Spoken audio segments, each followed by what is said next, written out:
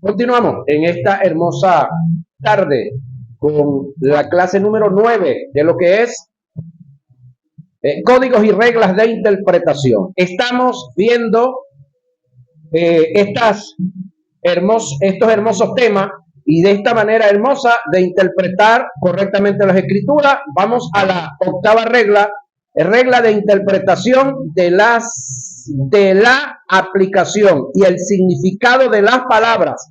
Reglas del significado etimológico de las palabras. Escúcheme, esta partecita es así como media ruda hasta cierto punto para nosotros por varios factores. Uno, que a nosotros mismos nos cuesta entender, porque de paso es uno de los idiomas más difíciles, el español, nos cuesta entender el español, nos cuesta interpretar ciertas cosas, cuanto más el griego y cuanto más el hebreo. Ahora, la base del español es el griego y es el latín, que es el otro detalle.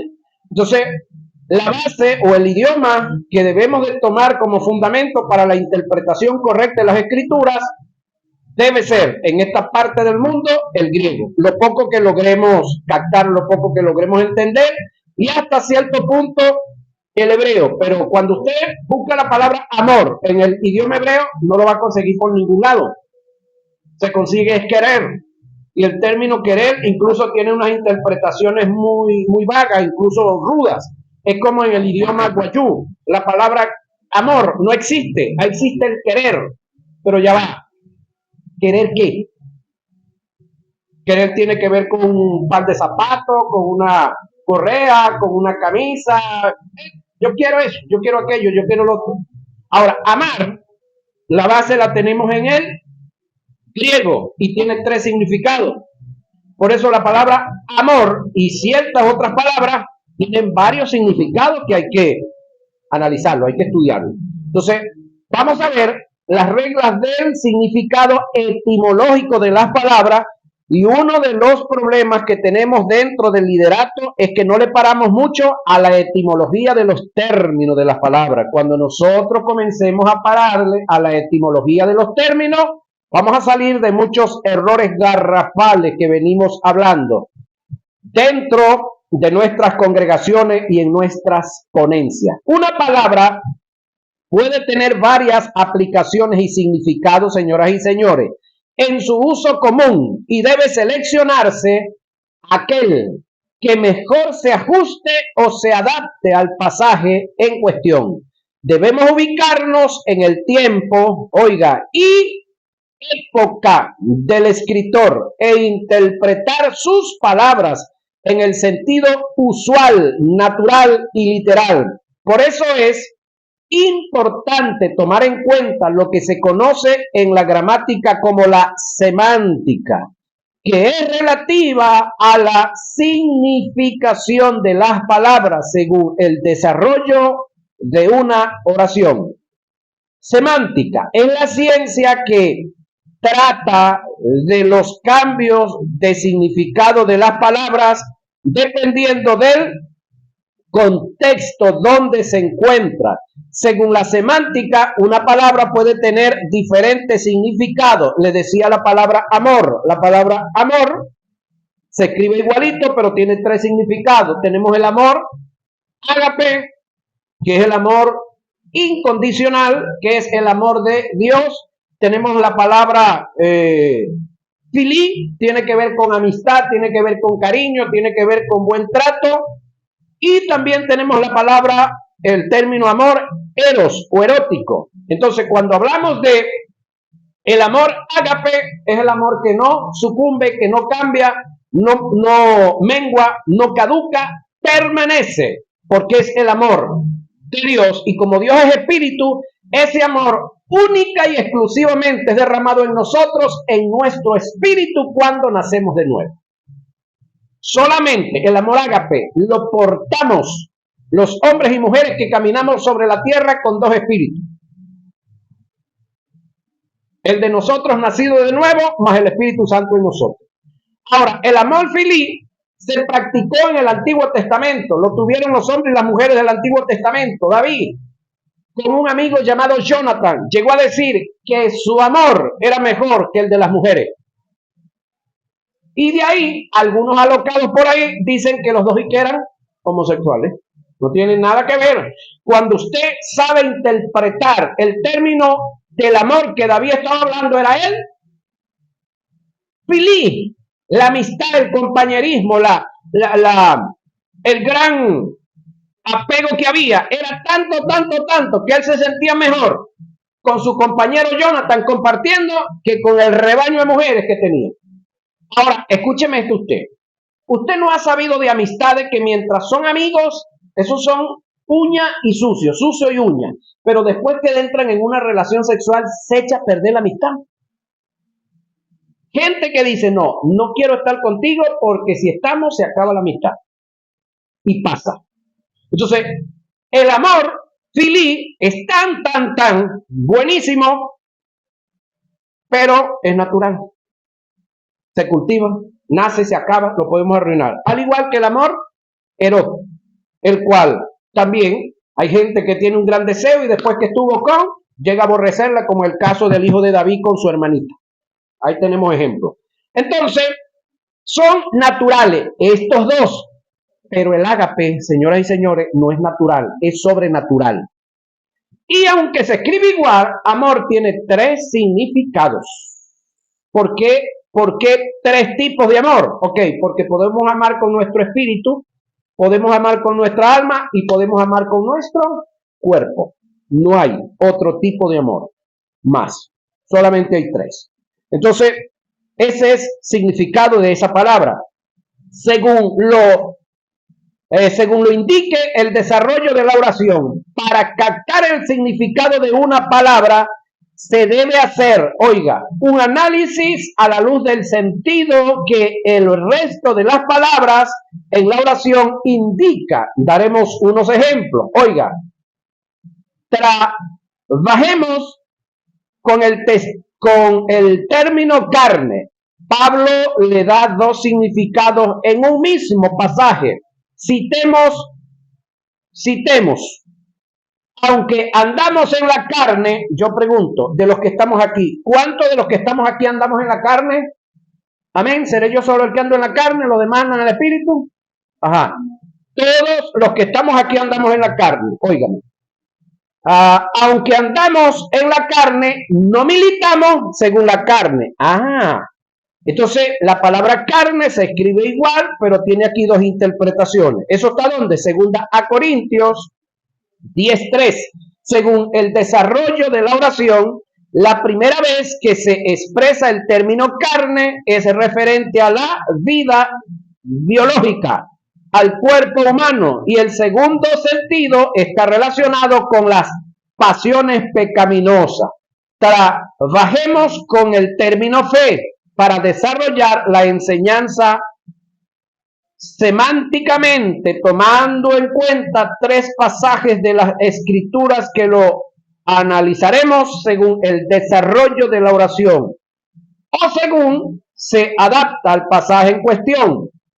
Y cierto hombre de Listra estaba sentado imposibilitado de los pies, cojo de nacimiento, que jamás había andado. Este oyó hablar a Pablo, el cual, fijando en él sus ojos y viendo que tenía fe para ser sanado, dijo a gran voz: levántate derecho sobre tus pies.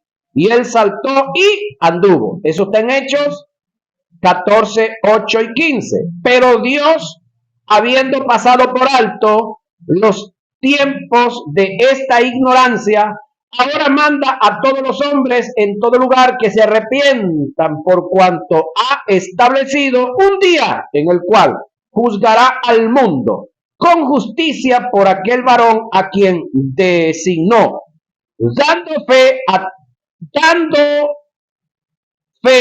todos con haberle levantado de los muertos. Eso está en Hechos 17, 30 y 31.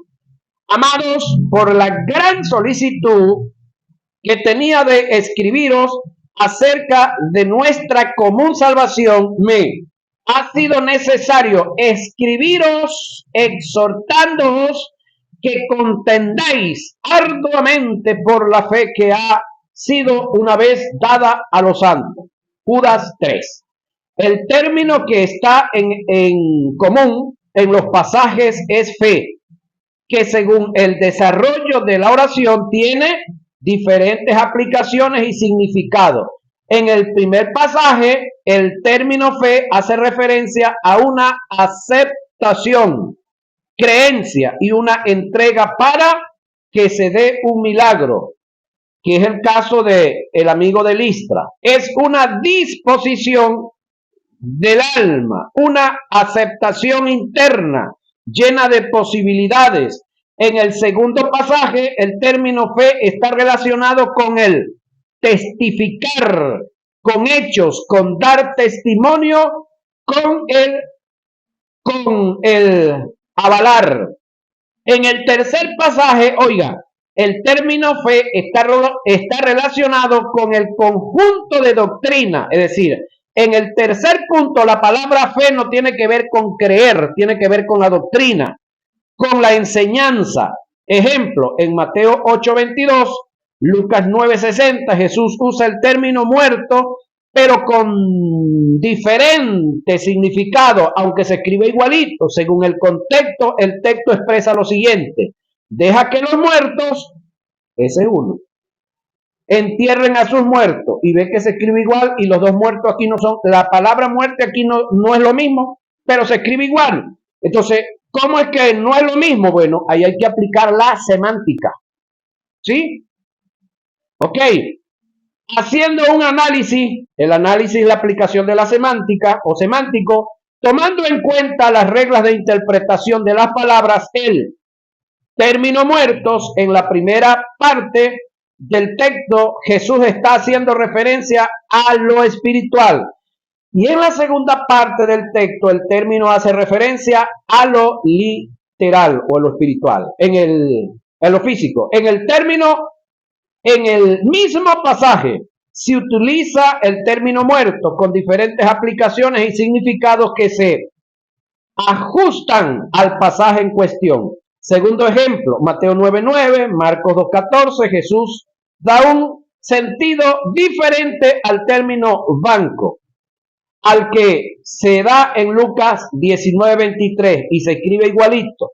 Y los dos primeros textos mencionados, el término banco hace referencia a un análisis, a un asiento, objeto para sentarse, mientras que en el tercer pasaje se está haciendo referencia a un banco como el lugar donde se llevaba el dinero para los ahorros. ¿Cómo hacemos para saberlo? Analicemos el detalle. Pasando Jesús de allí, vio a un hombre llamado Mateo que estaba sentado. El término sentado ya se sobreentiende, ¿no? Al banco, lugar para sentarse de los tributos públicos. Y le dijo, sígueme. Y se levantó y le siguió. Mateo 9:9. Y al pasar vio a Leví, hijo de Alfeo, sentado. El término sentado ya usted le tiene que hablar. Al banco, lugar para sentarse, por supuesto, de los tributos públicos. Y le dijo, sígueme. Y levantándose le siguió. Marcos 2:14. ¿Por qué pues no pusiste mi dinero? Ve que le antecede ahora la palabra dinero, no sentarse en el banco. Entonces usted tiene que deducir ahora, lugar de ahorro, para que al volver lo hubiese recibido con los intereses. Lucas 19:23. Observe que el término banco se ajusta al pasaje en cuestión, según las reglas de interpretación, teniendo diferentes aplicaciones y significados. Reglas del significado etimológico de las palabras. También debemos conocer que en el lenguaje hebreo y en el griego existen términos que cada uno tienen sus propios significados y sus propias aplicaciones. Términos que fueron traducidos al español utilizando una sola expresión, sin tomar en cuenta el significado y las aplicaciones. El no conocer en el aspecto etimológico, el verdadero significado de los términos leídos impedirá saber su significado y le daremos una aplicación inadecuada. Primer ejemplo, el término malo del griego tiene 3 palabras con significados diferentes que son kakos, ponera y bailo.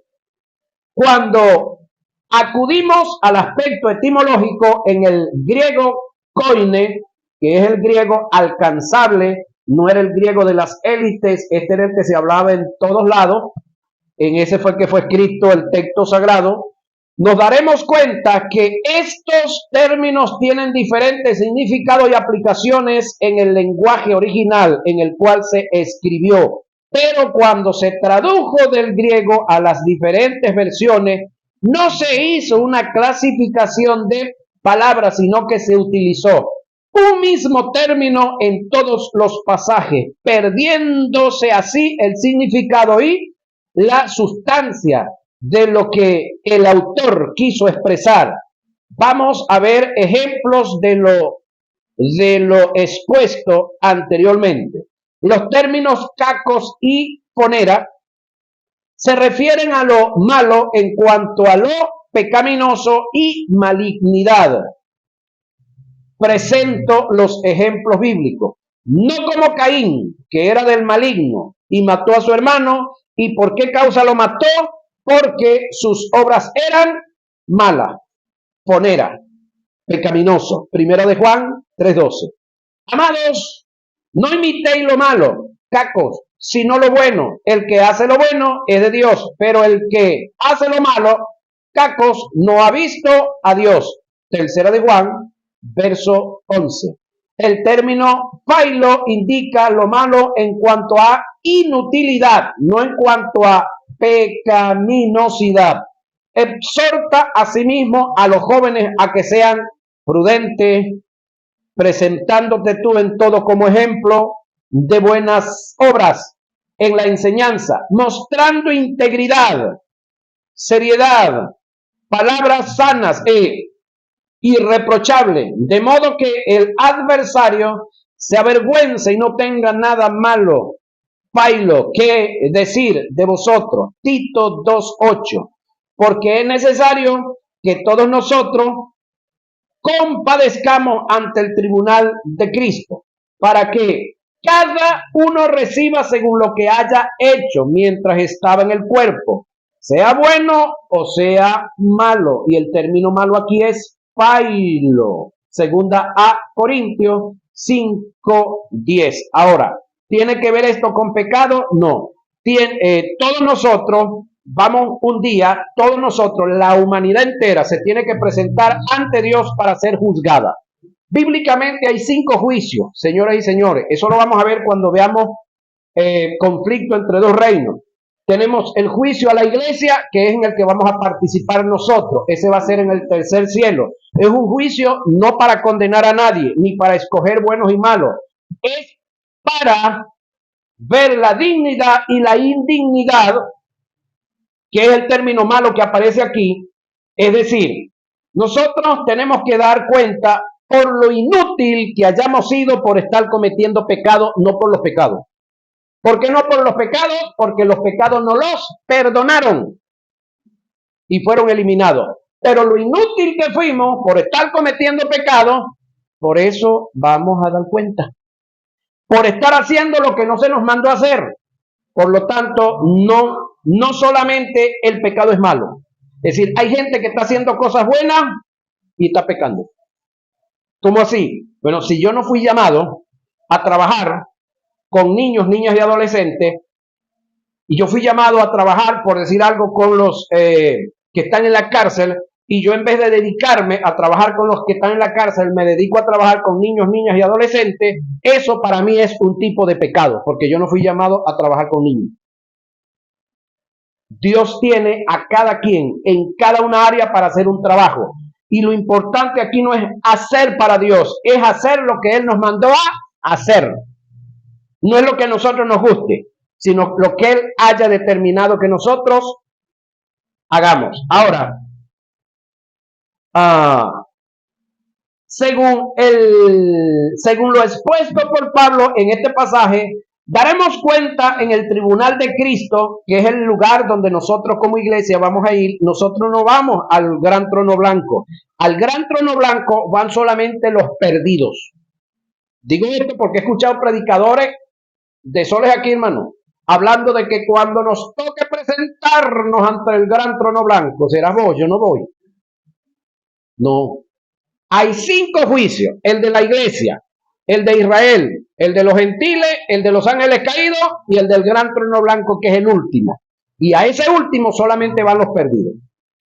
Entonces, son detalles, hermano, en los cuales se están cometiendo ciertos errores por causa de no haber profundizado el estudio en las Sagradas Escrituras. Entonces, en el caso de nosotros, vamos a dar cuenta, sí, por no haber hecho lo que se nos llamó a hacer, ¿sí?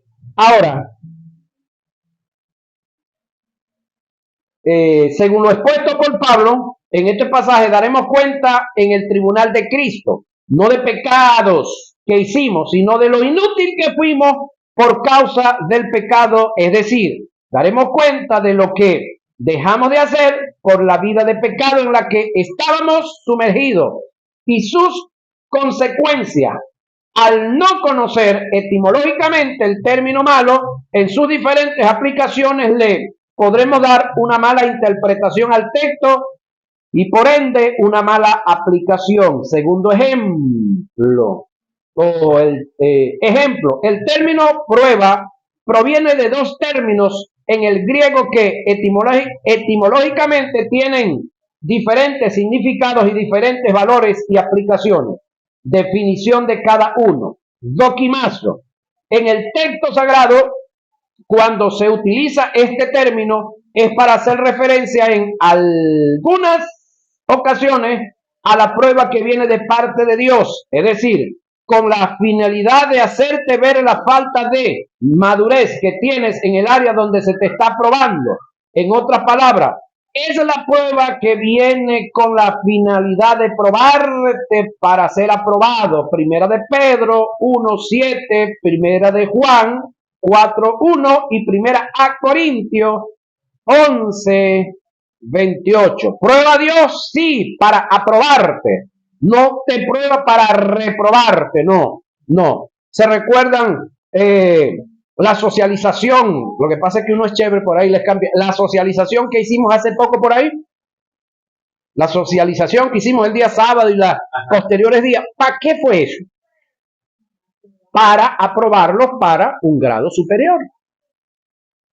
Eso es un tipo de prueba.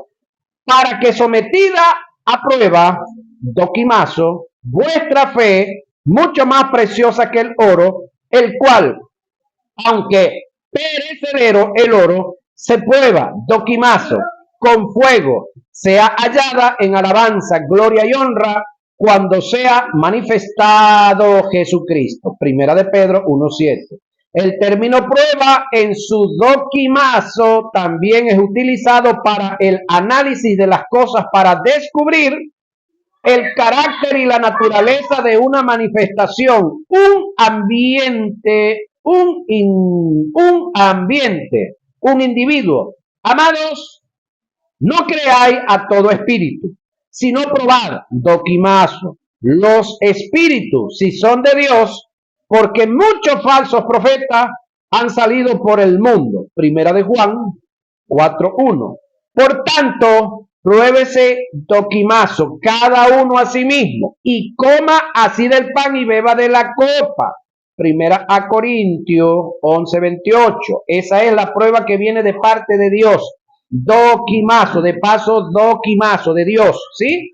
La prueba que viene de parte del diablo, que de paso no es prueba, es tentación, es peirazo.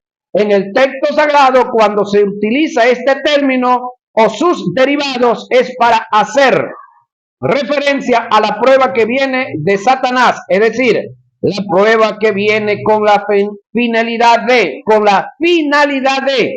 matarte, destruirte y acabarte, aniquilarte. Santiago 1:13. Sin embargo, Satanás no puede acabarte espiritualmente, pero puede acabar con tu vida física y puede acabar con el propósito de Dios en tu vida. Por si acaso no.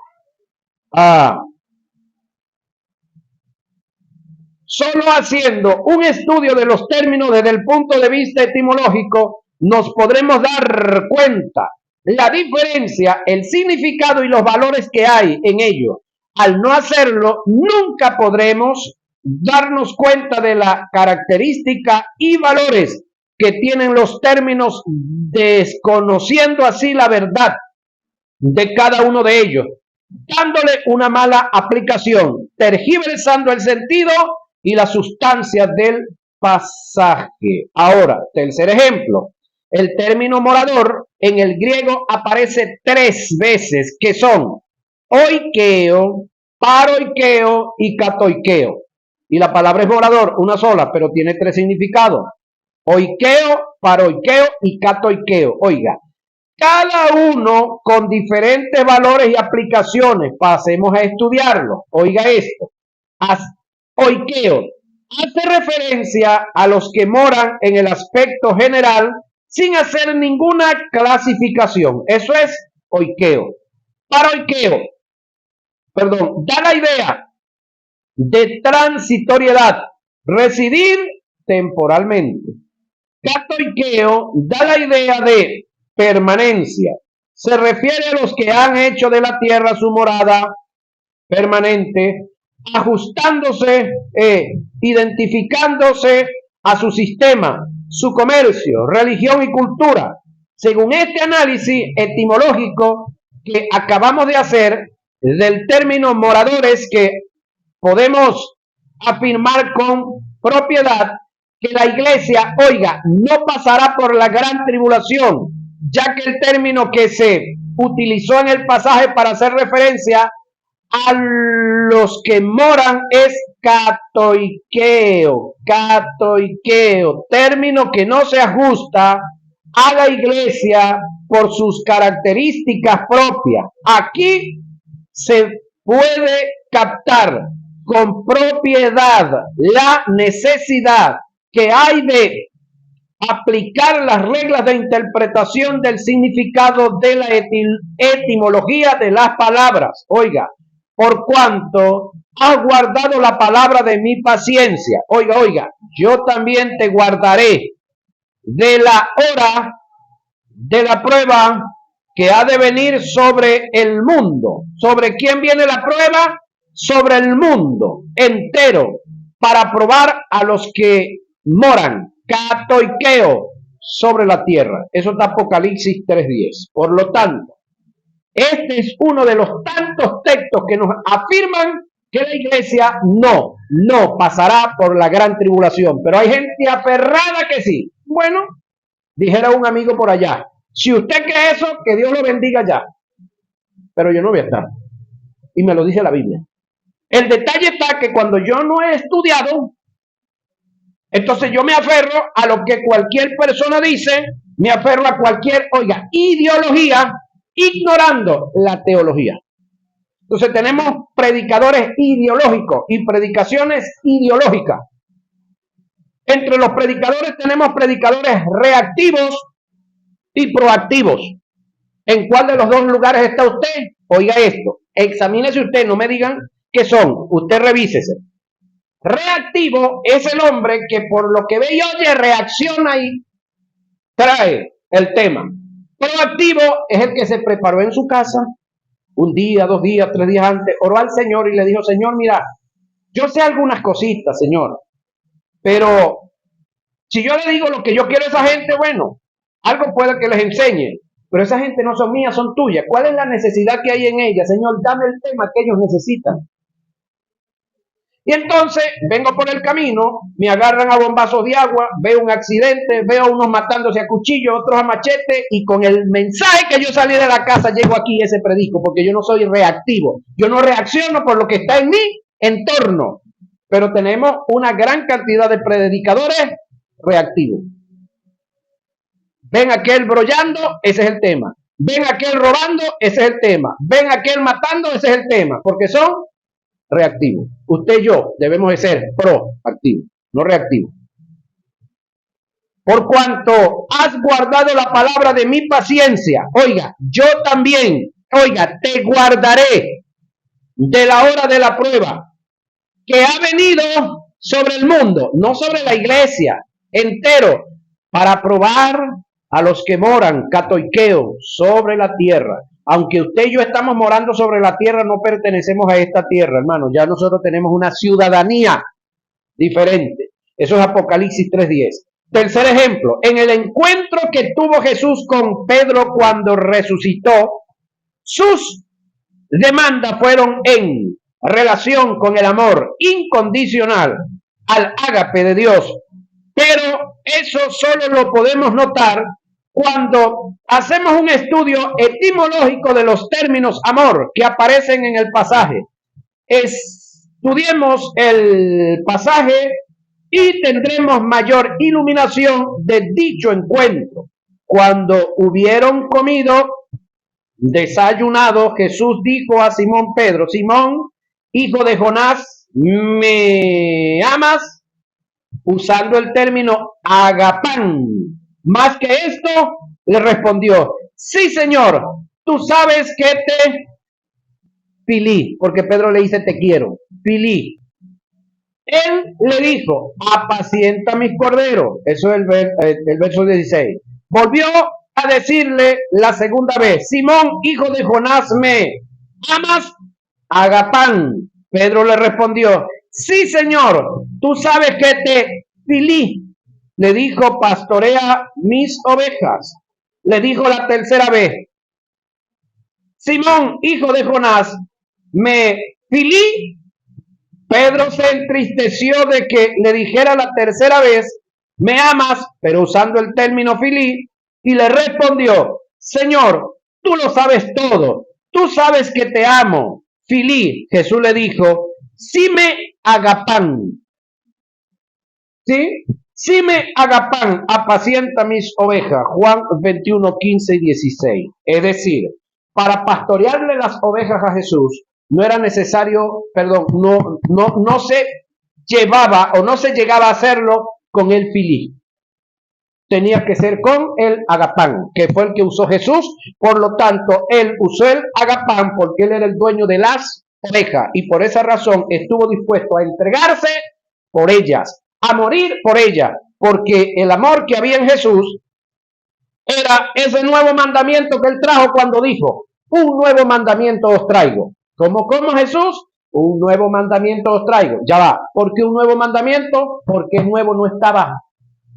Y ese nuevo mandamiento, ¿cómo lo obtenemos? Por fe. Él era el autor y consumador de la fe. Por lo tanto, antes de Jesús nadie había tenido fe en la tierra. Por lo tanto, nadie había tenido amor. Ágape. Filí, sí. Elos también. Fe como fruto, no. Como don, sí, temporalmente. La fe como don es temporal. Solamente para lograr Dios el objetivo, se despertó el don de fe, se logró el objetivo y ya. Es decir, el nacimiento de Jesús en María fue una manifestación del don de fe. La manifestación de los milagros y las sanidades que se dieron en el ministerio de Jesús fue el don de fe. No fue la fe como fruto. La fe como fruto estaba en Jesús. Y luego de que imparte vida eterna a los discípulos, entonces capítulo 5, verso 5 de Romanos dice que el amor de Dios fue derramado en nuestros corazones por su Espíritu Santo. Y si fue derramado el amor de Dios en nuestros corazones es porque hubo fe, porque la fe y el amor son gemelos, parte de la naturaleza de Dios. Entonces, Pedro no podía con el filí no era suficiente, tenía que tener agape. Si observamos el pasaje, hay dos términos del griego utilizados en la conversación que tuvo Jesús con Pedro, en la cual podemos ver la fuerte demanda de Jesús en relación con el amor. Uno es agapán, verbo derivado del sustantivo ágape, y el otro es filie. verbo derivado del sustantivo filí. Agapan indica un amor incondicional, sin reserva, donde lo entregas todo por el ser que ama. Por lo tanto, Jesús le está haciendo una fuerte demanda a Pedro en relación con el apacentar las ovejas en el amor puro de Dios. Filí es un amor condicional, es un mero sentimiento. Este es el amor que le presenta Pedro a Jesús. Si observas bien el pasaje, en el aspecto gramatical, Pedro se entristece porque Jesús, a la tercera vez que le pregunta en relación con el amor, tomó el verbo de Pedro que tiene que ver con un amor condicional. Dios no quiere que lo ames con el filí, sino con el ágape, que es el amor incondicional. Todo lo que hagamos para Dios debe emanar del amor ágape que tengamos por Él. De lo contrario, nada tendrá sentido para Él. Regla de interpretación gramatical. Esta regla nos induce a tener conocimiento de la lengua, del escritor, el dialecto particular, usando su estilo y manera particular de la expresión. Esto indica que se debe conocer las lenguas originales del escritor o las usadas para escribir las escrituras hebreo, arameo y griego. Las reglas de interpretación anterior explican lo que indica la etimología de los términos que formarían parte de la interpretación gramatical. Además de esto, se debe conocer de una forma precisa y concisa la gramática español para poder entender los pasajes en su uso gramatical del lenguaje original. Debemos conocer lo que son los pronombres de primera y segunda y tercera persona, singular, el plural, el artículo determinado o indeterminado, la conjunción adversativa, el adjetivo, el sujeto y sus derivados, el predicado, el prefijo, el sufijo, un superlativo, un diminutivo. ¿Cuáles son los términos verbales? La síntesis, la semántica, la etimología de las palabras, la morfología de las palabras. ¿Qué son las preposiciones, los adverbios, los conectivos, los relacionantes?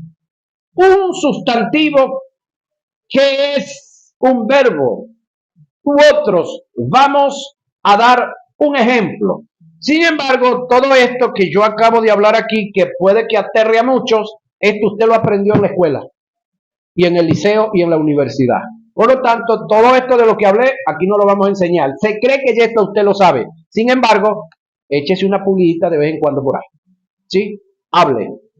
Trate de hablar con profesores de castellano y literatura. Trate de mejorar. En una ocasión estaba un ilustre predicador enseñando y él habló y dijo las siglas Jesús. Ok, estaba sentada de ese lado, escúchenme, una doctora en lingüística que estaba estudiando la clase. Termina la clase y le dijo, maestro, ¿le puedo hacer una corrección? Sí. El término Jesús no es siglas, es un vocablo. El hombre dijo amén y se dejó corregir, porque no sabemos quién tenemos sentado allá. Toda la vida no vamos a tener gente allá que no sabe. ¿No? Es el otro detalle, que por eso es que nosotros estamos obligados a prepararnos cada día. Ok, ahora, nota, analicemos primera a Tesalonicenses 4, 13 y 18. Aunado como un pensamiento. Primera a Tesalonicenses 5, 1 y 3. Oiga, Tampoco queremos, hermanos, que ignoréis acerca de los que duermen. ¿Quiénes son los que duermen? Los que ya partieron con Cristo Jesús, entre ellos nuestra recordada y amada Juanita. Los que duermen, para que no os entristezcáis como los otros que no tienen esperanza. Porque si creemos que Jesús murió y resucitó, así también traerá Dios con Jesús a los que durmieron en él.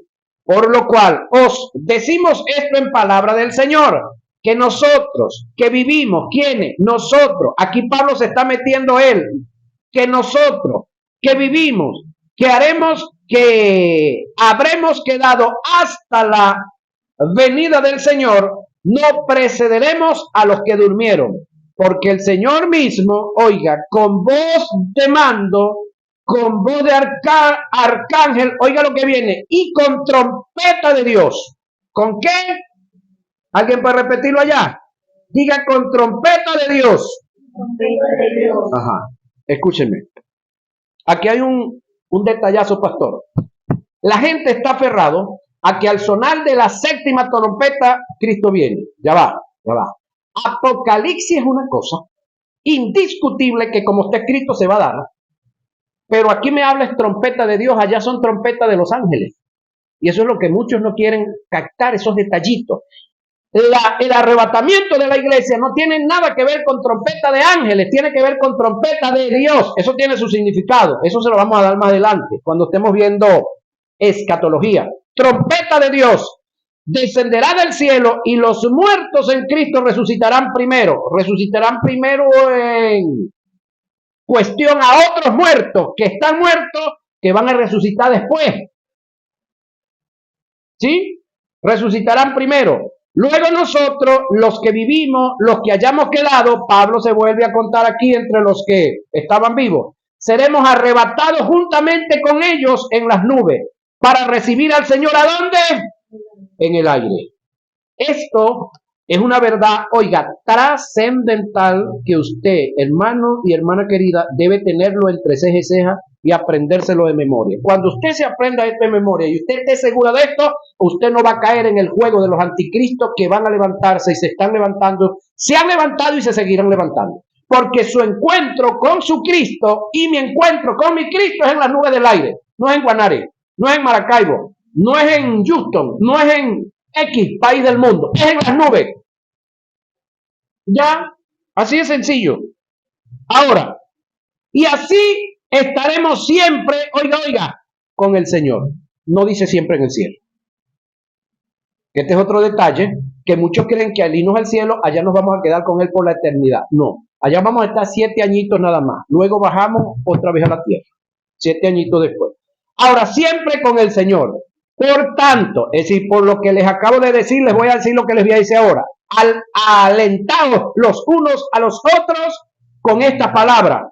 Eso es Primera a Tesalonicenses 4, 13 y 18. Pero acerca de los tiempos y de las ocasiones, no tenéis necesidad, hermanos, que yo os escriba, porque vosotros sabéis perfectamente que el día del Señor vendrá así como ladrón en la noche. Esto no tiene nada que ver con la iglesia, esto tiene que ver con el mundo. Como ladrón en la noche, que cuando digan paz, oiga, cuando digan, ¿quién? El mundo y su gente, no la iglesia. Cuando digan paz y seguridad, entonces vendrá sobre ellos, no sobre la iglesia, destrucción repentina, como los dolores a la mujer encinta. Y no escaparán, no dice no escaparemos. Yo que Pablo no está ahí metido, ni lo está metiendo usted. Primera Tesalonicenses 5, 1 y 13. El término pero es una conjunción adversativa que te une dos acontecimientos en una narración, pero que no tienen, oiga, nada que ver una con la otra. Es decir, el primera Tesalonicenses 4, 13 al 18 tiene que ver con el arrebatamiento de la iglesia. Evento que le antecede 7 años antes a la segunda venida de Jesús, que es el segundo párrafo que acabo de leer, o el segundo, Primera Tesalonicenses 5, 1 al 13. No tiene nada que ver una cosa con la otra. Le reitero esto. El término pero Es una conjunción adversativa que te une dos acontecimientos en una sola narración, pero son dos, pero que no tienen nada que ver la una con la otra. La conjunción está en que se están narrando dos acontecimientos al mismo tiempo y la adversidad están en que no tienen nada que ver, no tienen nada en común, que son dos temas diferentes. El término pero gramaticalmente se conoce como un anexo, como un anexo adversativo. Por igual, lo es, sin embargo, con todo, a pesar de, no obstante, más bien, excepto, salvo, menos. Sin embargo, con todo, a pesar de, no obstante, también tiene que ver, más bien, excepto, salvo, menos. Demos una breve historia de la lengua original de las escrituras, señoras y señores. Eso es la página 30, ese es el tema número 10, pero el tiempo se acabó.